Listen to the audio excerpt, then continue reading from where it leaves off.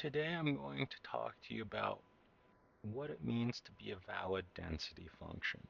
So before, we learned that to be a valid density function, there were two requirements. The first was that total probability was 1. The second requirement was that probability is always a number between 0 and 1. Okay.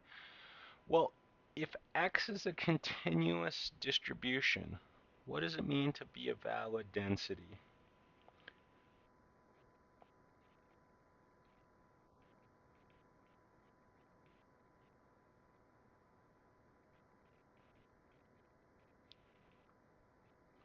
Okay, so there's this word distribution here, and that tells us we have a density function, f of x. Okay, we calculate probability by integrating the density function. So total probability, everything you can get, every possible outcome has to be a value between x being minus infinity and infinity. So I get total probability. Instead of summing it up, I use this special sum called an integral. And I integrate everything and make sure that it sums to 1 with the integral. Okay. Okay. Um, The second requirement is that the probability be between 0 and 1. So this is the first requirement. Total probability is 1. Second one is that probability always be a number between 0 and 1. And I said we get probability by summing it up with the integral. So that would mean a to b of f of x dx is always a number between 0 and 1 for any a less than b. And I could say that are real numbers. Okay, but if we think about it, this integral from a to b represents this area. So this is calculated as the integral from a to b. And let's do this. So this thing here represents that area. The only way I can have negative area would be if somehow this value went below the x-axis. Okay, so as long as f of x has a positive value, I'm ensured that probability is greater than 0. Having it be less than 1 is redundant because the first case, total probability being 1, takes care of that. So the requirement translates to this, that f of x always be greater than or equal to 0, and so that's the second requirement. Okay. So anytime you're asked to verify we have a valid density function, you just need to verify part 1 and part 2, and here's an example. So determine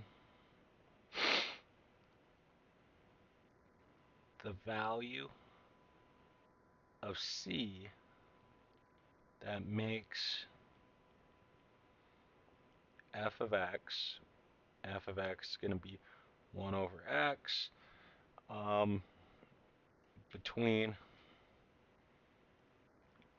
1,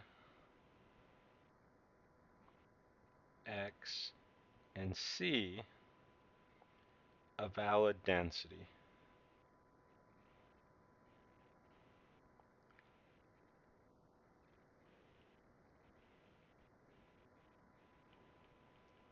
Okay, so for this first one, we need to ensure total probability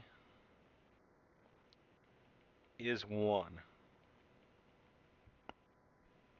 total probability is minus infinity to infinity of f of x dx, but we don't have to integrate from minus infinity to infinity.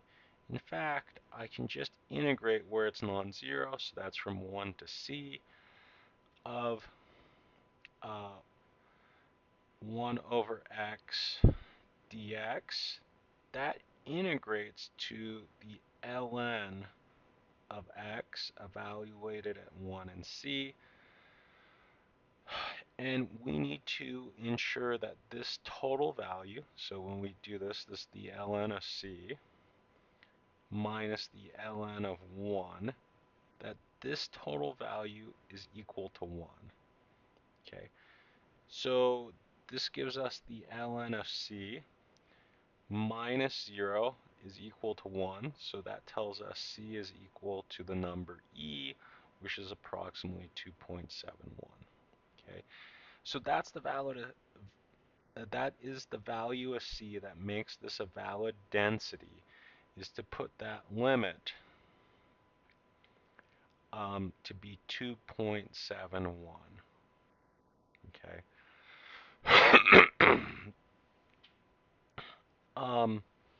The second one, technically we should check that f of x is greater than 0, but f of x is going to be 1 over x between 1, x, and e, and this one's going to be 0 else.